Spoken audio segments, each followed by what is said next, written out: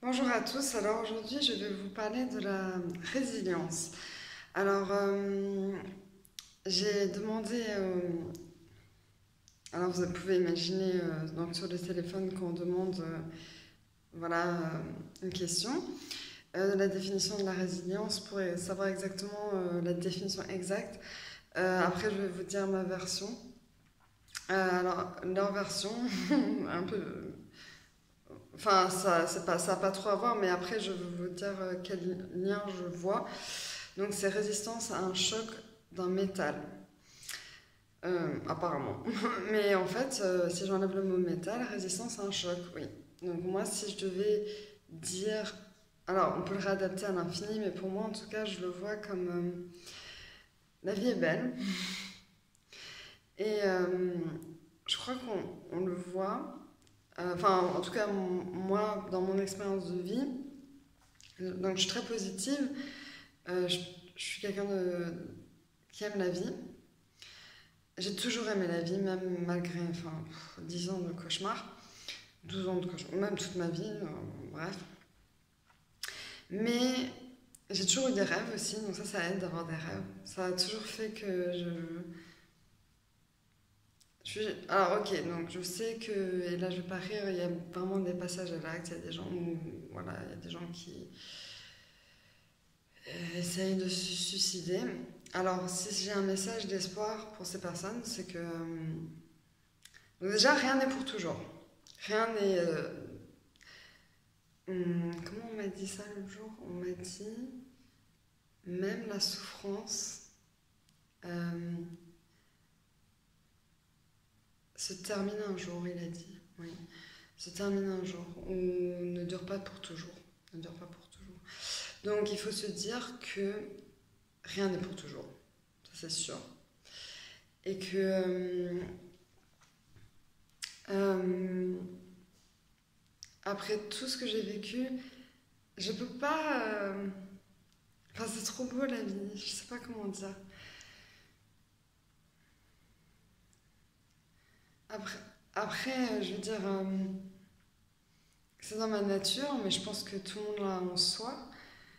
Après, je sais qu'on est en forte dépression, c'est très très dur. Je le sais. Moi, j'ai pas beaucoup vécu la dépression. J'ai beaucoup vécu l'état mixte, l'état euphorique.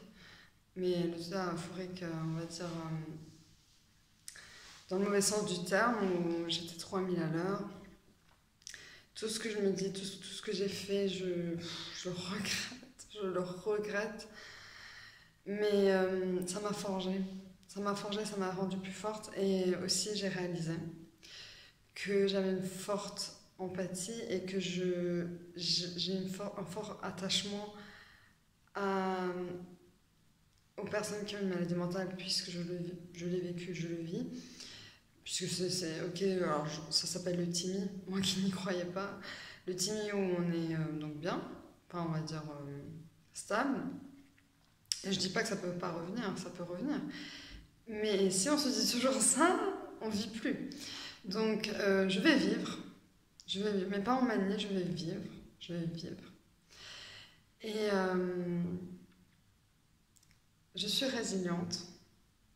J'ai vécu un choc, je m'en suis remise et je ne m'attarde pas dessus et j'ai appris des leçons. Et la vie est belle, voilà. Il y a plein de choses à dire, voilà, mais je crois que j'ai pas fait une vidéo trop longue comme d'habitude, mais en tout cas, là, voilà, la vie est belle, profitez-en. Enfin, quand vous allez mieux, quand vous irez mieux. Même quand vous n'allez pas bien, essayez d'en profiter. Enfin, c'est dur à dire, je sais, mais voilà. Donc,